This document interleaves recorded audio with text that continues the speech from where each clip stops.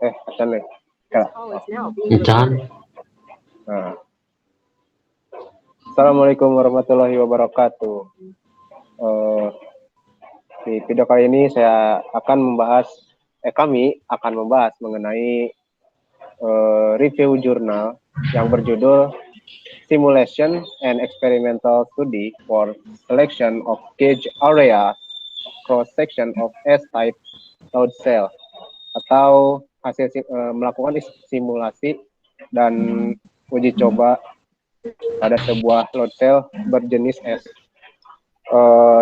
Saya Fahmi Fatur Rahman dan teman saya Evan Pariono akan mencoba menjelaskan jurnal tersebut.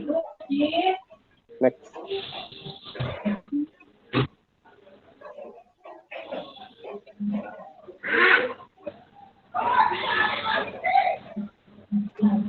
Next, Pan. Delay. Internet. Tujuan dari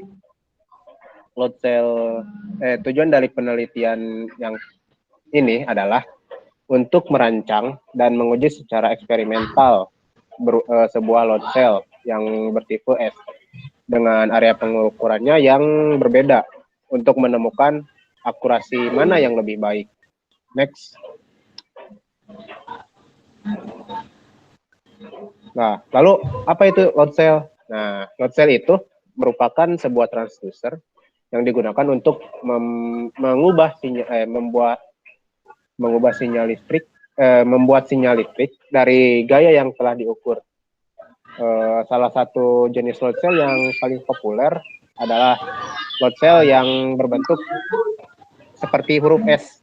Nah, hal ini dikarenakan load cell yang bertipe S ini memiliki kinerja yang luar biasa dalam desain yang ringkas. Next. Nah, sebagian besar desain saat ini menggunakan strain gauge sebagai elemen penginderaan. Nah, foil gauge menawarkan pilihan terbaik dari berbagai jenis strain gauge. Oleh karena itu, cenderung paling banyak digunakan dalam desain load cell. Next. Nah, untuk metode pengukurannya sendiri, di jurnal tersebut dibuat sebuah load cell dengan dua jenis rongga. Yang pertama adalah jenis load cell tipe S dengan rongga persegi panjang, dan satu lagi jenis rongga elips. Next. Nah, untuk mendapatkan hasil yang akurat, pemilihan area pengukuran begitu penting, sehingga ada finite element analysis yang digunakan sebagai alat untuk menemukan lokasi yang tepat untuk memasang strain gauge. Next. Nah, lalu apa sih finite element analysis? Nah, merupakan sebuah resistensi strain gauge yang sebanding dengan beban yang diterapkan pada struktur load cell. Jadi, strain gauge harus dipasang tepat di mana terjadi gegangan paling besar. Nah, untuk mencapai hal ini, load cell dimodelkan pada aplikasi Autodesk Inventor dengan area pengukuran persegi panjang dan elips. Untuk daya dukung beban maksimalnya itu sekitar 20 kg. Next. Nah, untuk dimensi dasar load cell-nya sendiri, yaitu tingginya sekitar 7,62 cm, lebarnya 5,08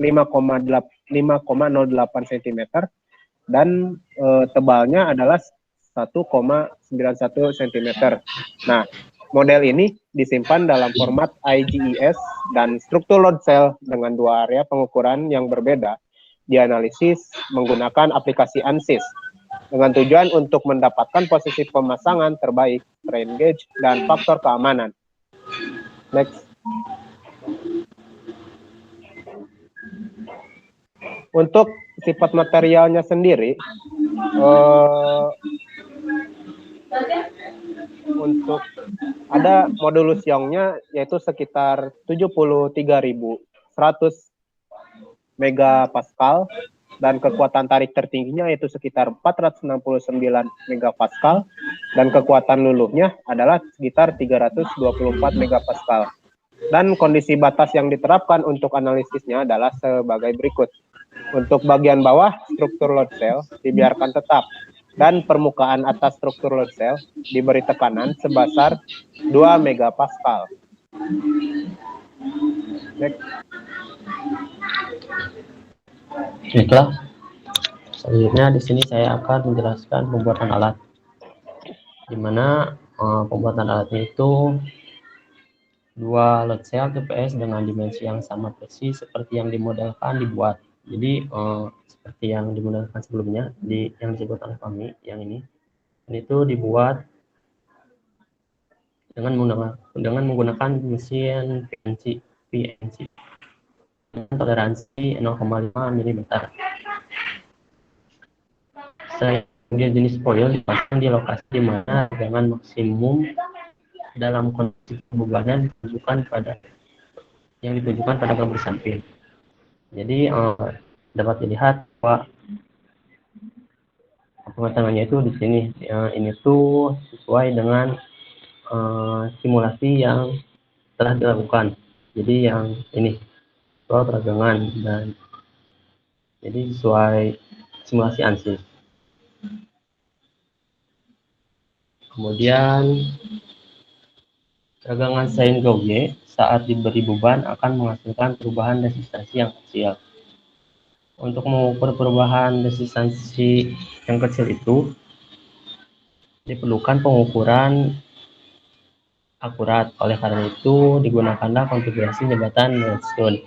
Jadi jembatan Redstone ini seperti ini, menggunakan 4 resistansi yang menggunakan 4 resistor. Nah, jadi resistor ini nanti diganti oleh sin Gauge. Resistansi dari sin Gauge yang 4 ini sebenarnya. Kemudian sin Gauge tipe foil dengan nilai resistansi 350 ohm dan tegangan eksitasi Px yang disediakan oleh baterai 9 volt DC digunakan. Jadi ini tuh sin Gauge-nya menggunakan tipe foil ada 4 ya. Kemudian ini ada Px-nya 9 volt. Kemudian terminal output dihubungkan ke multimeter untuk mengukur tegangan keluaran dalam satuan milivolt. Jadi P output ini akan dihubungkan ke multimeter. Prosedur uji coba. Load cell tipe S yang memiliki sin Gauge dipasang di area pengukuran. Dikenai gaya tekan menggunakan Universal Testing Machine UTM. Jadi ini tuh load cell-nya dan ini tuh UTM-nya. Ketika ditekan terjadi regangan pada sin Gauge. Jadi ketika ditekan itu sin Gauge-nya akan merenggang. Kemudian regangan ini menyebabkan perubahan nilai resistansi dari setiap sin Gauge. Karena resistansi berubah, maka tegangan output juga berubah. Tegangan output ini dan beban yang diterapkannya juga akan dicatat untuk setiap langkahnya.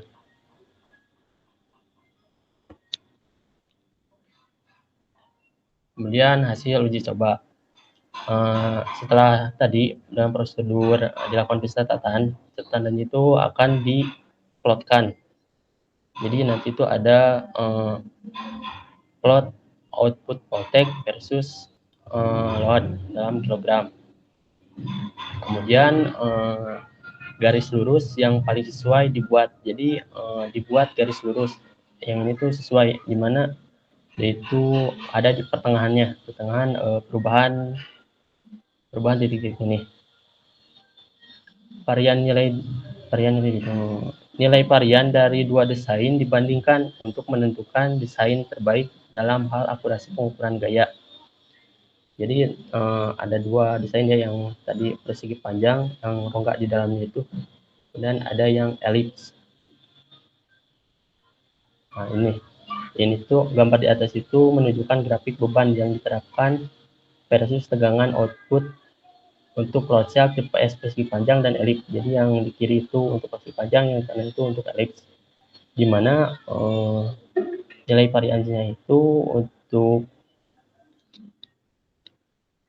untuk persegi panjang adalah 0,0869559 dan untuk yang elips nilai variansinya itu adalah 0,3711016. Kesimpulan, dari hasil eksperimen diketahui bahwa varian untuk load cell tipe S dengan luas pengukuran persegi panjang adalah 0,0869559 yang lebih kecil dibanding dengan load cell tipe S dengan luas pengukuran elips. Jadi yang ini ya, nilai variansinya itu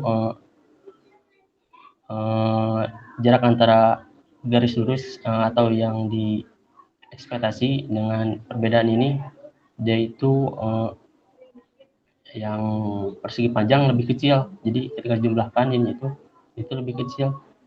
Oleh karena itu dapat disimpulkan bahwa load cell tipe persegi panjang mudah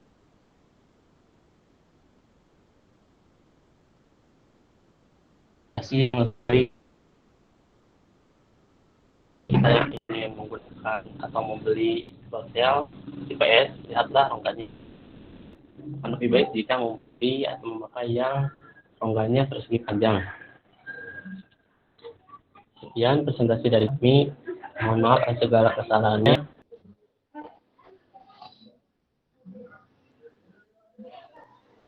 Baru mana nih?